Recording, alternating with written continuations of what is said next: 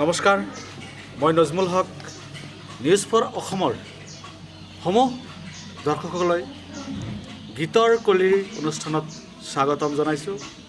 আজি মোৰ লগত উপস্থিত আছে গীতৰ কলি অনুষ্ঠানত অখ্যাত গাঁৱৰ বৰপেটা জিলাৰ মন্দিয়াৰ তেঁতুলতলৰ ৰেশ্মা পাৰ্বিন। তেখেতৰ এই প্ৰতিভাৰ বিষয়ে আমি জানিবলৈ কিছু কথা চেষ্টা কৰিম। ৰেশ্মা খাতুন, তোমাক নিউজ ফৰ আছামৰ এই গীতৰ কলি অনুষ্ঠানত স্বাগতম জনাইছোঁ। ধন্যবাদ। তুমি সংগীত জগতত ওলাই আহিছা এনেকুৱা এটা ভিতৰুৱা গাঁৱৰ পৰা।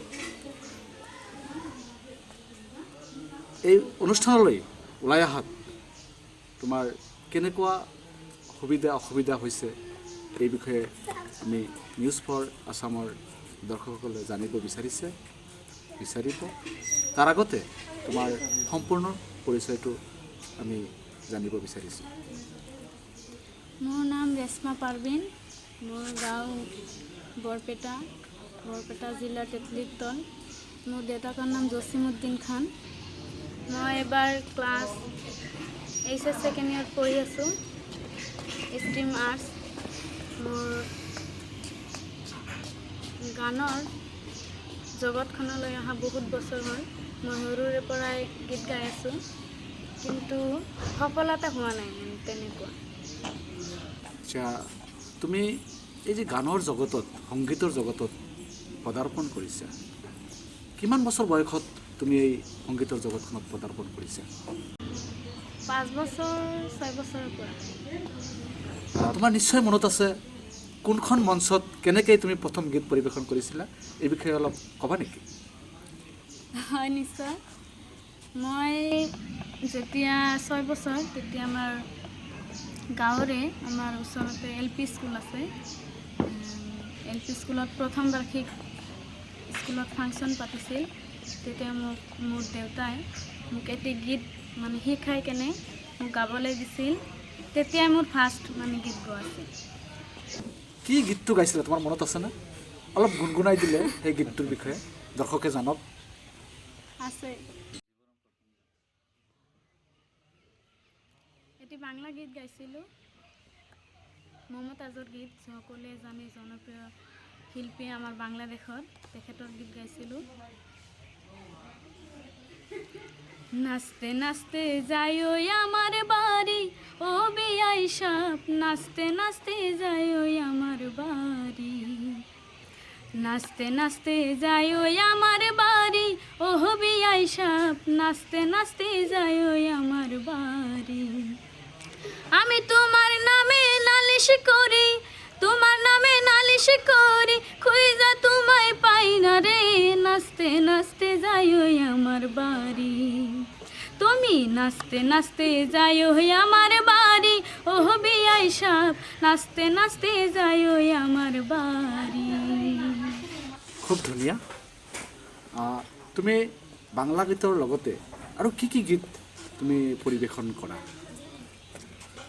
মই অসমীয়া লোকগীত, পল্লী গীত, বাংলা, হিন্দী, বড়ো, ভোজপুৰী চব গাওঁ। তাৰমানে তুমি মঞ্চত সকলো ধৰণৰ গীতেই পৰিৱেশন কৰা। ঠিক আছে, আমাৰ নিউজ ফৰ অসমৰ দৰ্শকসকলক তুমি ভাল পোৱা এটি গীত গুণগুণাই দিয়া। নিশ্চয়।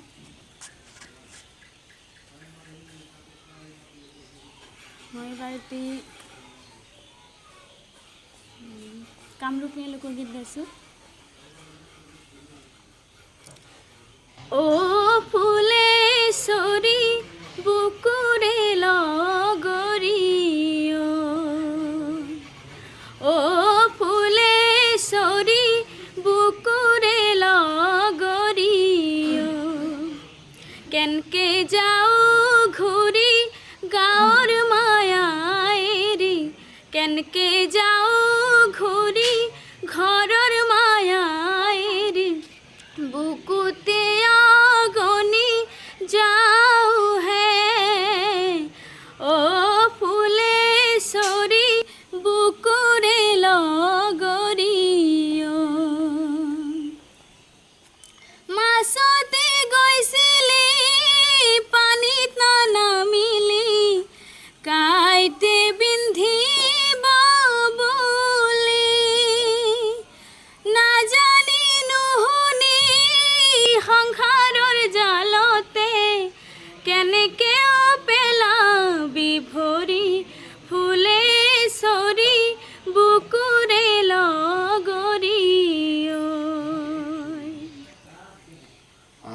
ধন্যবাদ জনাইছোঁ। খুব সুন্দৰ গীত তুমি পৰিৱেশন কৰিছা, অসমীয়া কামৰূপীয়া লোকগীত। আমি নিউজ ফৰ অসমৰ পৰা আমি তোমাক ধন্যবাদ জনাইছোঁ। তুমি আগবাঢ়ি যোৱা, আমাৰ শুভেচ্ছা থাকিল।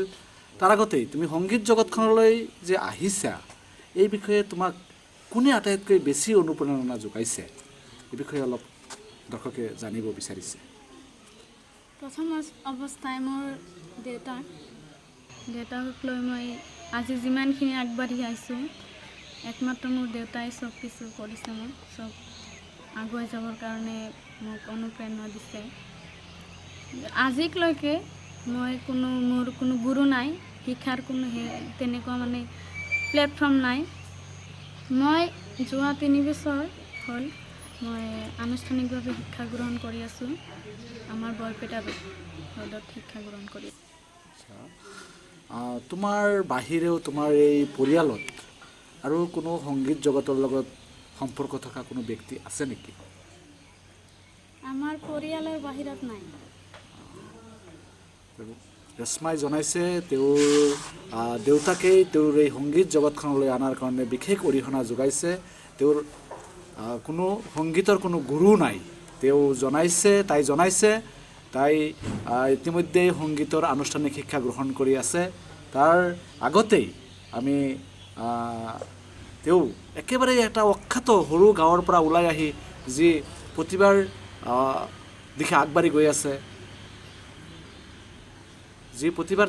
গৈ আছে, তাৰ ক্ষেত্ৰত আমি দৰ্শক ৰাইজৰ পৰাও তেওঁ সঁহাৰি বিচাৰিছে। তুমি এই যে সংগীত জগতখনলৈ অহাত কোনো বাধাৰ সন্মুখীন হৈছিল নেকি সামাজিকভাৱে? যিহেতু তুমি এজনী মুছলিম ছোৱালী, আমাৰ সমাজত আছে মুছলিম ছোৱালীসকলে তোমাৰ গীত পৰিৱেশন কৰিবলৈ মানে সমাজৰ পৰা এটা বাধা আহে। সেই সম্পৰ্কে তুমি কিবা বাধা পাইছিলে নেকি কোনোবাৰ পৰা? আগতে পাইছিলোঁ, এতিয়া পোৱা নাই। কিন্তু আগৰ অৱস্থাৰ পৰা এতিয়া যিহেতু এটা ভাল মানে মই অৱস্থালৈ গৈছোঁ, এতিয়া আৰু তেনেকুৱা বাধা নাই। মানে সকলোৱে ছাপোৰ্ট কৰে। ছাপোৰ্টটো লাগিবই। সকলো আগবাঢ়ি যাবলৈ হ'লে সংগীতৰ জগতত কোৱা, তুমি অভিনয়ৰ জগতত কোৱা, তুমি যিকোনো সামাজিক দিশত আগবাঢ়ি যাবলৈ হ'লে সকলোৰে ছাপোৰ্ট লাগিব, সহযোগিতা লাগিব। তুমি নিশ্চয় তুমি ইতিমধ্যে জনাইছা মই সকলো ধৰণৰ গীত মই পৰিৱেশন কৰোঁ। এটি কামৰূপীয়া লোকগীত তুমি পৰিৱেশন কৰিছিলা, খুব ধুনীয়া। এতিয়া তুমি নিউজ ফৰ আছামৰ দৰ্শকক তোমাৰ ভাল লগা এটি গীত পৰিৱেশন কৰি শুনাই দিয়া।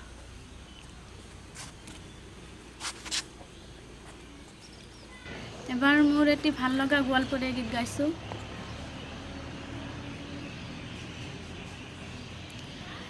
ও কি বন্ধুর বাড়িতে তাল গাছে ঢোলে, হাসকা হাটানে পীড়িত খোশে মাঘ মাসের শীতে।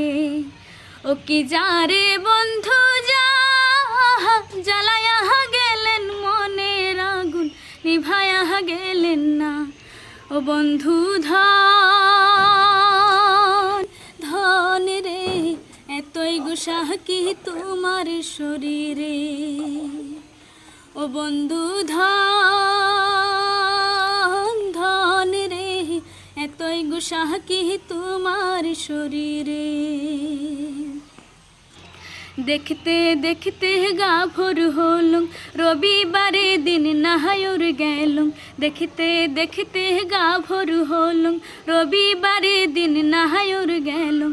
পাড়ার সঙ্গেরা করে হায় রে হায়, মোহিত পীড়িত করং নাহা সেংরা বন্ধু ছাড়ে না। মোহিত পীড়িত করং নাহা সেংরা বন্ধু ছাড়ে না। আরো দিয়া যায় পীড়িতের বায়না, আরো দিয়া যায় পীড়িতের বায়না। ও কি বন্ধুর বাড়িতে তাল গাছে ঢোলে, হাসকা হাটানে পীড়িত খোশে মাঘ মাসের শীতে। ও কি যারে বন্ধু যা জ্বালায়া গেলেন মন নিভায়া গেলেন না বন্ধু ধন ধন রে এতই গুসা কি তোমার শরীরে বন্ধু ধন ধন রে এতই গুসা কি তোমার শরীরে। অতি সুন্দৰ এটি গোৱালপৰীয়া লোকগীত ৰেশ্মা পাৰ্বিনে পৰিৱেশন কৰিছে। মই ৰেশ্মা পাৰ্বিনৰ পৰা জানিব বিচাৰিম, এই এটা একেবাৰে দৰিদ্ৰ পৰিয়ালৰ পৰা তুমি উঠি আহিছা, গান গীত পৰিৱেশন কৰাৰ ক্ষেত্ৰত আৰ্থিক কিবা তোমাৰ অনাটনৰ অৱস্থাৰ পৰিৱেশ হৈছিল নেকি কেতিয়াবা বা হৈ আছে নেকি? এই বিষয়ে আমি তোমাৰ পৰা জানিব বিচাৰিছোঁ। হৈছিল মানে মই মাজতে এটা কম্পিটিশ্যনত মানে যোগদান দিছিলোঁ, আমাৰ যিটো সকলোৱে জানে ইণ্ডিয়ান আইডল বুলি। সেই কম্পিটিশ্যনত মই ছিলেকশ্যন পাইছিলোঁ। ফাৰ্ষ্ট ৰাউণ্ড যিটো আমাৰ গুৱাহাটীত হৈছিল, ছেকেণ্ড ৰাউণ্ডত যেতিয়া আমাৰ কলকাতা মাতিছিল ছেকেণ্ড ৰাউণ্ডৰ বাবে, চ' তাত যাই কেনে পইচা পাতিৰ মানে জৰুৰী হৈ পৰিল।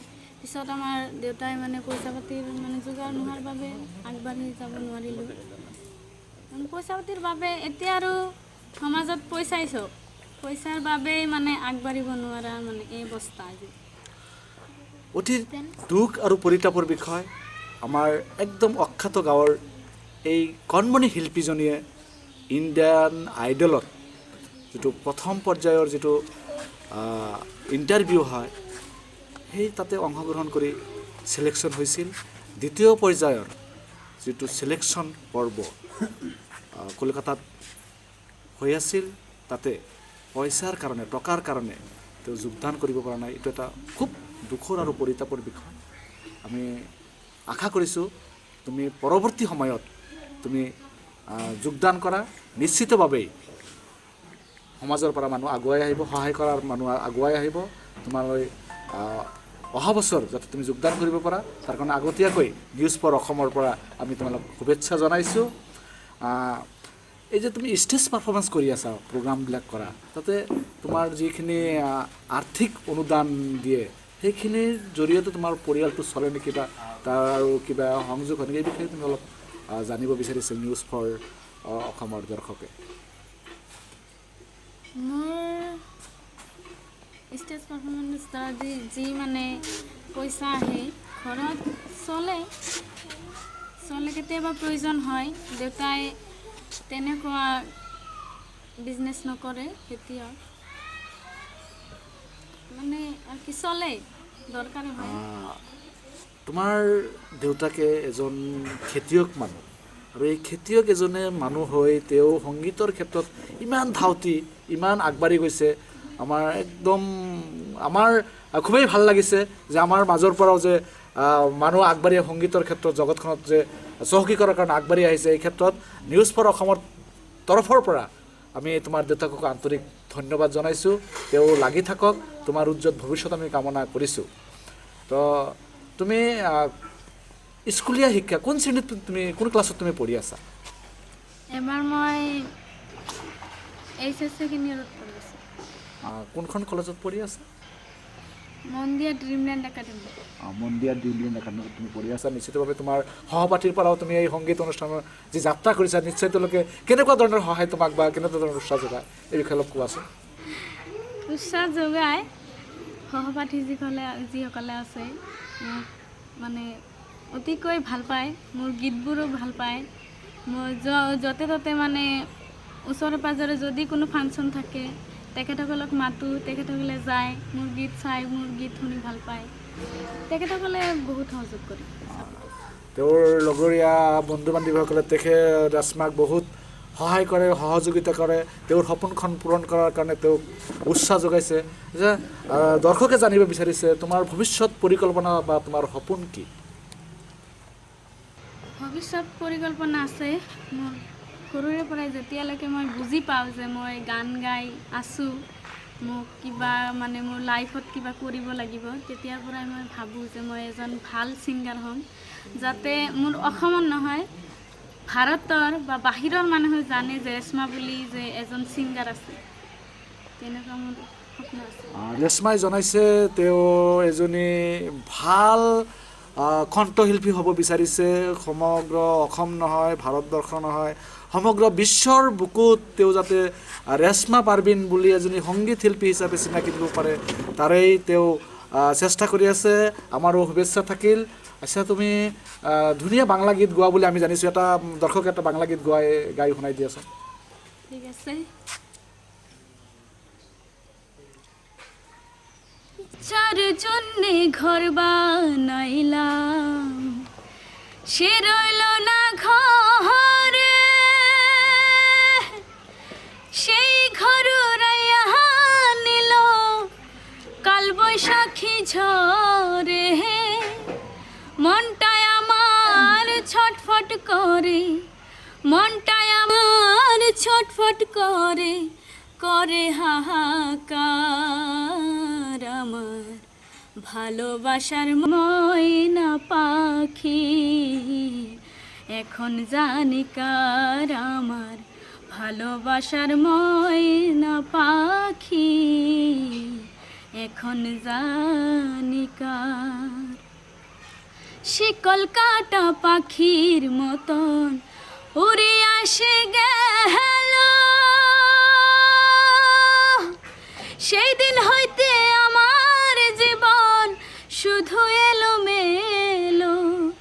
জাতের কোলে দাগ লাগাইল, জাতের কোলে দাগ লাগাইল, কান্না হইল সার আমার ভালোবাসার ময়না পাখি। এখন জানি কার আমার ভালোবাসার ময়না পাখি, এখন জানি কার। খুব সুন্দৰ, ধুনীয়া। তোমাৰ অসমীয়া গীত শুনিলোঁ, তোমাৰ বেংগলী গীত শুনিলোঁ, খুবেই সুন্দৰ তোমাৰ সুললিত কণ্ঠ। যেন তোমাৰ কণ্ঠত সৰস্বতীয়ে বিৰাজ কৰিছে যেন আমাৰ অনুভৱ হৈ আছে। তোমাক আমি আৰু শুভেচ্ছা জনাইছোঁ।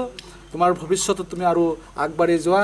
এইখিনিতেই দৰ্শকসকলক আমি জনাব বিচাৰিছোঁ যে আমি একেবাৰে শেষৰ এটি গীতলৈ, ৰেশ্মাৰ এটি শেষৰ গীত ৰেশ্মাৰ কণ্ঠৰ পৰা আমি শুনিব বিচাৰিম। গাই দিয়া গুণগুণাই তোমাৰ শেষৰ গীতটো দৰ্শকে বহুত আগ্ৰহেৰে ৰৈ আছে। ঠিক আছে, মই শেষৰ গীত গাইছোঁ, এটি হিন্দী গীত গাইছোঁ। रब से भी ज्यादा तुझे चाहा, रब से भी ज्यादा, फिर भी ना तुझे पा सके। रहे तेरे दिल में मगर तेरी धड़कन तक ना जा सके। जुर के भी टूटी रही इश्क दी डोर वे, किसको सुनाए जाके टूटे दिल का शोर वे। माही वे मुहब्बत सचिया ने मंगदा नसीबा कुछ और है। ओ माही वे मुहब्बत सचिया ने मंगदा नसीबा कुछ और है। किस्मत दे मारे वो किस करिए, किस्मत दे मारे वो किस करिए। किस्मत दे मारे वो विसकी करिए, किस्मत दे किस दा जोर है। माही वे माही वे माही वे माही वे माही वे माही वे। ধন্যবাদ ৰেশ্মা পাৰবিন। অসমীয়া নহয়, বেংগলী নহয়, হিন্দী, ভোজপুৰী প্ৰতিটো গীততেই তোমাৰ সুললিত কণ্ঠ। তোমাৰ কণ্ঠত যেন মই আকৌ ক'ব বিচাৰিছোঁ সৰস্বতীয়ে বিৰাজ কৰিছে। বিৰাজ কৰক। তোমালৈ আমাৰ শুভেচ্ছা থাকিল। নিউজ ফৰ অসমৰ আমাৰ পৰিয়ালবৰ্গৰ পৰা তোমালৈ আমাৰ বহুত বহুত শুভেচ্ছা থাকিল তুমি আগবাঢ়ি যোৱা তোমাৰ ভৱিষ্যত উজ্জ্বল আমি কামনা কৰিছোঁ আৰু এইখিনিতেই দৰ্শকসকলক আমি জনাব বিচাৰিছোঁ এই গীতৰ কলি অনুষ্ঠানত আজিৰ শিল্পী আছিল ৰেশ্মা পাৰভিন আমি পৰৱৰ্তী অনুষ্ঠানত আৰু নতুন শিল্পীৰ সন্ধানত আমি শিল্পী সন্ধান কৰি লৈ আহিম আমাৰ এই অনুষ্ঠান আপোনালোকে চাবলৈ নাপাহৰিব মই নজমুল হক আজি গীতৰ শৰাৰ অনুষ্ঠানৰ পৰা বিদায় লৈছোঁ নমস্কাৰ